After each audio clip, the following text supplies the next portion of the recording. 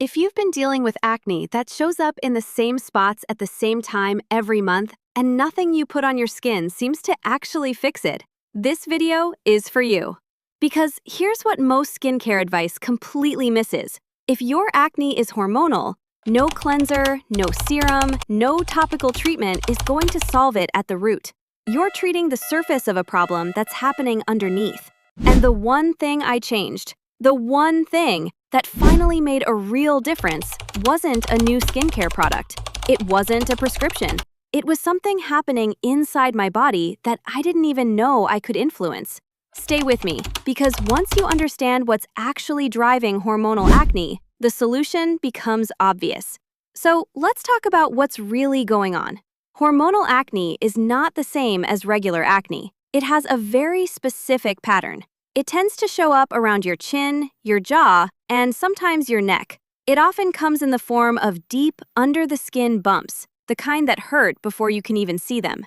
And it tends to follow your cycle, flaring up in the week before your period, sometimes around ovulation, and then clearing up, only to come back again next month.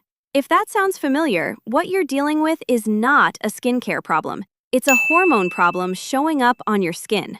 Here's the mechanism. In the second half of your cycle, after ovulation, your estrogen levels drop. And when estrogen drops, androgens, the male hormones that all women have, become relatively more dominant. Androgens tell your sebaceous glands to produce more oil. More oil means more clogged pores. More clogged pores means more breakouts. And because this is happening in response to your cycle, it happens on a schedule, every single month. Now, there's another layer to this. When your body is inflamed, and a lot of us are walking around with low-grade chronic inflammation without realizing it, that inflammation amplifies the androgen response. So your skin overreacts. The breakouts are deeper, angrier, slower to heal. And here's where most people get stuck. They try to fight the inflammation on their skin with spot treatments and acids and actives. But the inflammation is systemic. It's coming from inside. You can't exfoliate your way out of a hormonal imbalance. So what actually works? The one change that made the biggest difference for me, and the one that has the most science behind it for hormonal acne specifically, is stabilizing blood sugar. I know that sounds like it has nothing to do with your skin. Stick with me. When your blood sugar spikes, which happens when you eat refined carbs, sugar, or processed food, especially on an empty stomach, your body releases insulin. And high insulin levels directly stimulate androgen production. More androgens, more oil, more breakouts. There's actually a really well-established link in the research between high glycemic diets and hormonal acne. Studies have shown that women who switched to a lower glycemic diet saw significant reductions in acne, not because they changed their skincare, but because they changed what their hormones were doing. So here's the practical piece. You don't have to go on a restrictive diet. You don't have to give up carbs forever. What you're trying to do is reduce the spikes, the sharp rises and falls in blood sugar that trigger that androgen cascade. And there's one change that makes a bigger difference than almost anything else. Never eat carbs or sugar on an empty stomach. That's it. That's the one thing. When you eat carbohydrates alongside protein, fat, or fiber, your body absorbs the glucose much more slowly. The blood sugar rise is gentler, the insulin response is lower, and the androgen stimulation that follows, significantly reduced. So instead of starting your morning with toast, cereal, or a fruit smoothie, which are all high glycemic when eaten alone, you start with protein first. Eggs, Greek yogurt, even a handful of nuts before your coffee. And then, if you want the carbs, you have them after. This one shift, eating protein before carbohydrates, has been shown in studies to reduce post-meal blood sugar spikes by up to 30 to 40%. For hormonal acne, this matters enormously, because you're not just fixing one meal, you're reducing the hormonal trigger every single day.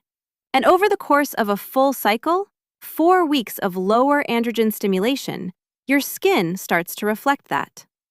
Most women notice a difference within 6 to 8 weeks, not overnight, but genuinely different. Now, let's talk about the other things that make hormonal acne worse, Because blood sugar is the biggest lever, but it's not the only one. Stress is a major one. When you're chronically stressed, your cortisol levels stay elevated, and cortisol directly increases androgen production and promotes inflammation. So if you're doing everything right with your diet, but you're also burning out, not sleeping, running on adrenaline, your skin is going to show it. This is why hormonal acne often gets worse during high-stress periods, even if nothing else changed. Your cortisol is doing the same thing to your sebaceous glands that a blood sugar spike does. Sleep is the other big one. When you're sleep-deprived, your cortisol goes up, your insulin sensitivity goes down, and your inflammatory markers rise. All three of those things make hormonal acne worse. 7 to 8 hours is not a luxury for your skin. It's a hormonal regulation strategy. And then there's dairy. This one is controversial, and it doesn't affect everyone the same way, but there's a reason it keeps coming up in the research. Dairy, especially skim milk, contains precursors to IGF-1, a growth factor that behaves similarly to insulin and directly stimulates sebum production. For some women, cutting or reducing dairy, particularly milk and whey protein, leads to a noticeable improvement in hormonal acne within a few weeks. If you've never tried it, it's worth experimenting with for 30 days. Not because dairy is bad, but because your skin might be telling you something specific about how your body responds to it. So let me pull all of this together. Hormonal acne is driven by androgens. Androgens are amplified by insulin spikes, cortisol, inflammation, and in some cases, dairy. The most powerful thing you can change, the one thing, is stabilizing your blood sugar. And the simplest way to do that is to stop eating carbohydrates on an empty stomach. Protein first. Every meal, but especially breakfast. That's the foundation. Everything else builds on top of it. If you want to go deeper, number 1, look at your stress load. Not just what's stressing you, but how you're physically recovering from it. Sleep, magnesium, time without screens before bed. These are not soft suggestions. They're cortisol management. Number 2, try reducing dairy for 30 days, especially milk and whey. Keep a simple record of your skin. Let the data tell you whether it matters for your body. Number 3, in the second half of your cycle, when you know androgens are going to be higher, be more intentional about blood sugar. This is the 2 weeks before your period. If there's ever a time to eat protein first and skip the sugary snack on an empty stomach, it's those 2 weeks. And I want to say something about topical skincare, because I'm not saying it doesn't matter at all.